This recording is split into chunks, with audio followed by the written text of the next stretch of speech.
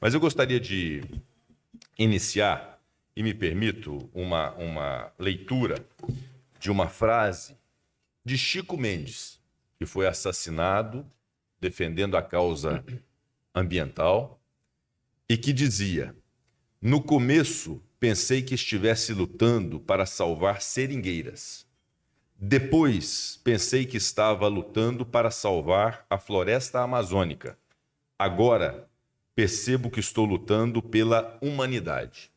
Isso em priscas eras e um discurso absolutamente atual, porque de fato a questão ambiental, a questão climática, tudo que isso representa, passou a integrar a vida nacional e a própria estrutura capitalista da opção que o Brasil fez de ser um país capitalista.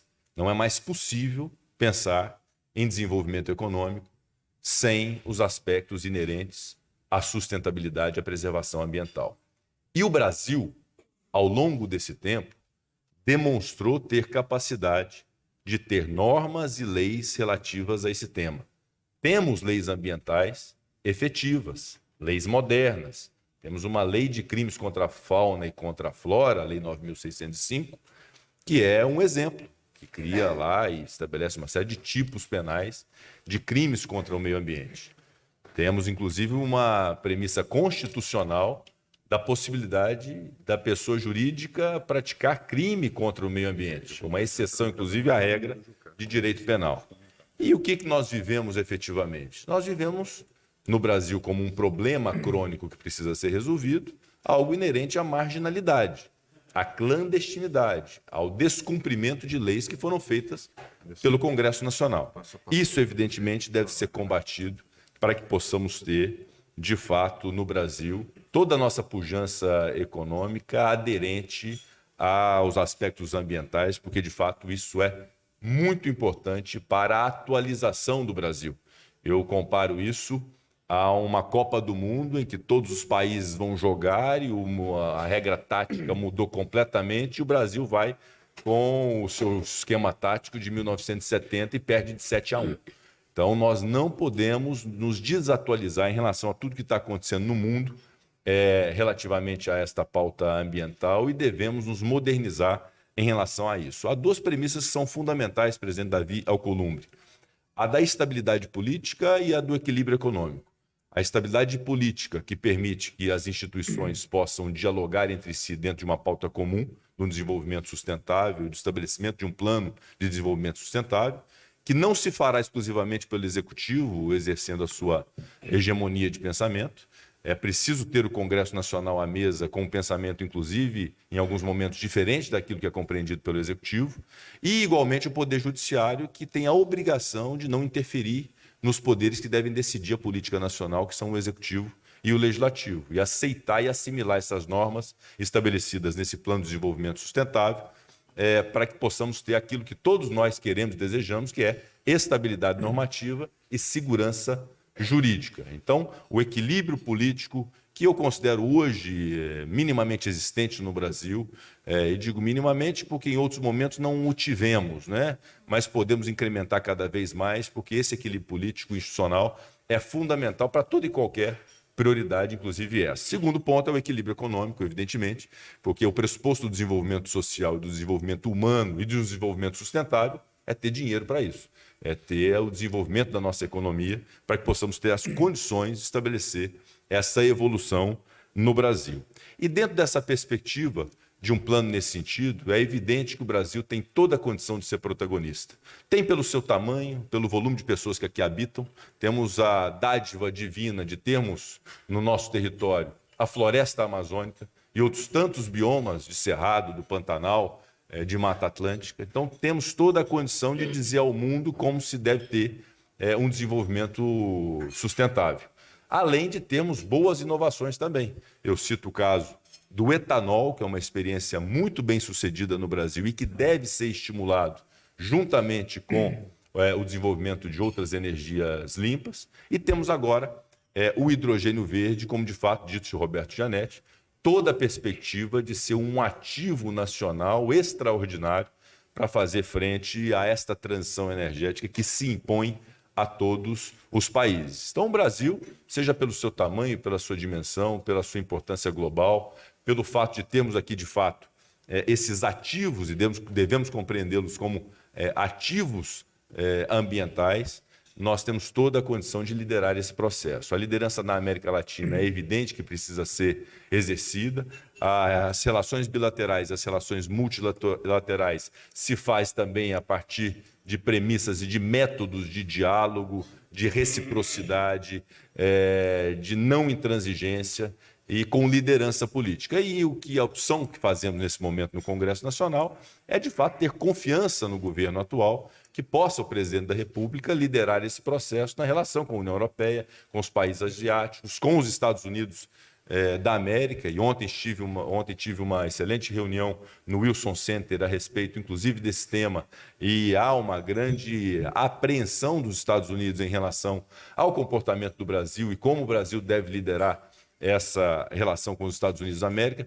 Todas essas relações são fundamentais e é importante que o Brasil a desenvolva sob a liderança, efetivamente, do presidente da República, que é o chefe do Estado, mas sem a intransigência de ter só o pensamento e a perspectiva do poder executivo. É plenamente possível haver desenvolvimento econômico com sustentabilidade. A defesa do meio ambiente não pode ser uma defesa intransigente. Ela deve conciliar a preservação da floresta, a transição energética, a economia verde, com a exploração das nossas riquezas. É direito do Estado de Minas Gerais, professor Matheus Simões, explorar o seu minério, o minério de ferro, o ouro, o lítio, o nióbio, como é direito do Amapá explorar o petróleo na margem equatorial, porque isso é riqueza que não pode ser dispensada. E aí se indaga, é possível a conciliação dessa exploração de riquezas nacionais com a sustentabilidade, com a preservação do meio ambiente? E evidentemente que a resposta é sim. Nós não podemos ter intransigência em ponto algum em relação a esse tema. Nós não podemos, inclusive, permitir nem o radicalismo do desenvolvimento econômico voraz e irresponsável e nem a intransigência da pauta ambientalista que não se permite nada. Então, esse equilíbrio é plenamente possível de ser alcançado. E é muito importante que os ministros de Estado, o ministro de Minas e Energia, que é nosso conterrâneo competente, Alexandre Silveira, a ministra do Meio Ambiente, Marina Silva, todos os ministros tenham essa percepção. Primeiro, de que isso não é uma compreensão e uma decisão exclusiva do Executivo, que o Congresso Nacional se fará presente para poder fazer valer, inclusive, leis que estão sendo discutidas no Congresso Nacional. E segundo, que o Brasil não pode abrir mão do seu agronegócio, da exploração dos seus commodities, dos seus minérios, do petróleo, do gás natural, do potássio, lá do estado de Sergipe. Nós temos esse compromisso de desenvolvimento e é perfeitamente possível conciliá-los. O meu tempo está se esgotando, eu quero apenas citar de maneira prática alguns temas que devem ser capitaneados pelo Congresso Nacional nesse segundo semestre. Nós temos um compromisso, evidentemente, com a pauta econômica, presidente Roberto Campos Neto, com a reforma tributária, que surte efeitos de médio e longo prazo, uma transição muito longa nisso. Nós não podemos fiar todas as nossas perspectivas na reforma tributária, precisamos fazê-la, mas há outras coisas que precisam ser feitas já imediatamente. E o fizemos com a lei complementar do regime fiscal, já aprovada nas duas casas. Fizemos com a lei do CARF, aprovada já anteontem no Senado Federal, encaminhada à sanção do presidente da República, e temos um desafio sobre o qual conversávamos, eu e o Roberto Campos Neto, que são realmente os projetos para poder gerar arrecadação sustentável e equilibrada no país, para poder manter o sistema fiscal de pé. Esse é um desafio que impõe a junção e a união do Executivo com o Legislativo, com a participação do Banco Central, e sugiro até que façamos esses encontros para definir quais são as nossas metas, os nossos objetivos, para em 5 meses gerarmos a arrecadação necessária, que vai poder, inclusive, acalmar os ânimos dos prefeitos municipais, que estão muito queixosos e com toda a justiça da queda de arrecadação no Brasil. Eu espero muito que agosto possa ser melhor do que nos meses anteriores. Já há muitas sinalizações positivas nesse sentido, mas é muito importante que sentemos à mesa para saber que tipo de projetos são toleráveis, que não representam injustiça tributária e façam pagar tributos àqueles que hoje não estão pagando, ou seja, muda a base de cálculo e não aumento propriamente de alíquotas. Portanto, eu queria apenas citar projetos que são de relevância nessa área de sustentabilidade. Obviamente que essa parte econômica é prioridade também absoluta, mas há uma discussão discussão hoje no Senado Federal, no projeto de lei 412 de 2022, que ontem compartilhei com o ex-senador Romero Jucá, com o Ricardo Ferraço, falei com o governador Helder Barbalho, que ouviremos todos os governadores também em relação a esse projeto, que é o que regula o mercado de crédito de carbono, está sob a responsabilidade da senadora Leila Barros, que é a presidente da Comissão de Meio Ambiente, algo sobre o qual nós devemos nos debruçar. Há uma comissão temporária no Senado Federal, capitaneada pelo senador Cid Gomes, relativamente ao hidrogênio verde. Essa comissão gerará um conteúdo e uma conclusão em relação dos caminhos que o Brasil deve percorrer para a exploração desse ativo que nós temos. Há uma comissão parlamentar de inquérito sobre o passado relativamente à destinação de recursos para as ONGs de proteção ambiental. Isso não é uma caça às bruxas, evidentemente, mas como nós temos essa preocupação e precisamos dos investimentos internacionais, nós queremos que não haja nenhuma dúvida sobre a alocação desses recursos de investimentos internacionais para efetivamente se chegar àquilo que se propõe, que é a preservação ambiental no nosso país. Em breve nós faremos, no plenário do Senado Federal, uma sessão de debate sobre o novo ciclo industrial do Brasil. É muito importante que esse novo ciclo industrial incorpore os conceitos de sustentabilidade e de respeito ao meio ambiente.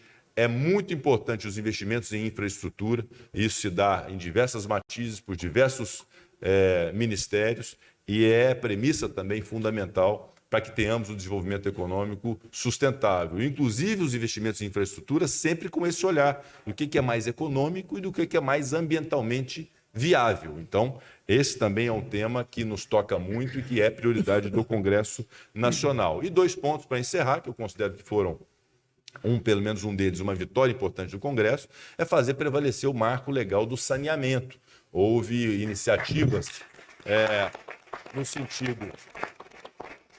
houve iniciativa no sentido de mitigá-lo, e respeitamos iniciativas, evidentemente, mas conseguimos fazer prevalecer o entendimento de que deve prevalecer aquilo que nós fizemos como opção de um marco legal do saneamento que permita a correção de um problema crônico do Brasil a partir de investimentos da iniciativa privada. O Estado brasileiro não consegue fazer frente ao saneamento. E para terminar, já esgotou meu tempo, um outro tema também muito importante, que é dos resíduos sólidos, do lixo do Brasil, que é um problema grave dos prefeitos que aqui estão, o prefeito Edivaldo, que recebe minhas homenagens, prefeito de Aracaju e presidente da Frente Nacional dos Prefeitos. Essa questão dos resíduos sólidos é algo muito importante ser considerado e há, aparentemente, uma pequena deficiência no projeto de reforma tributária, na proposta de emenda à Constituição, porque há as isenções relativamente à saúde, à educação, à cesta básica, etc., e não há nenhum tipo de benefício para esses métodos modernos de transformação de lixo em energia ou de lixo em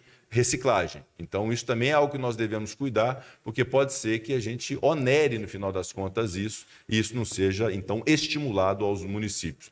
Então, são temas que nós devemos tratar, eu elenquei alguns deles aqui, sem prejuízo de outros, e eu aguardo muito ansiosamente os debates em relação a esse tema aqui nesse evento, para que possamos conduzir da melhor forma possível a pauta do Congresso Nacional. Para terminar, digo que eu estou muito otimista com o Brasil, os números são reveladores de que nós temos toda a capacidade, a partir de equilíbrio político, equilíbrio institucional, respeito recíproco, respeito entre os poderes, de um não avançar no poder do outro, exercer o seu próprio papel, de termos uma melhora do nosso país. Há uma queda já agora do desemprego, há a perspectiva agora anunciada pelo Roberto Campos Neto, com essa notícia alvissareira sobre o aumento do PIB desse segundo trimestre, exemplo que aconteceu no primeiro trimestre, há um controle da inflação, há um controle da valorização da nossa moeda, há uma queda gradativa da taxa básica de juros. Então, há boas perspectivas do Brasil, nós precisamos acreditar no Brasil e temos desafios que precisam ser cumpridos e só poderão ser cumpridos na base de diálogo, de inteligência e de um pouco de humildade, de saber ouvir. Isso, graças a Deus, eu tenho. Tá? Muito obrigado.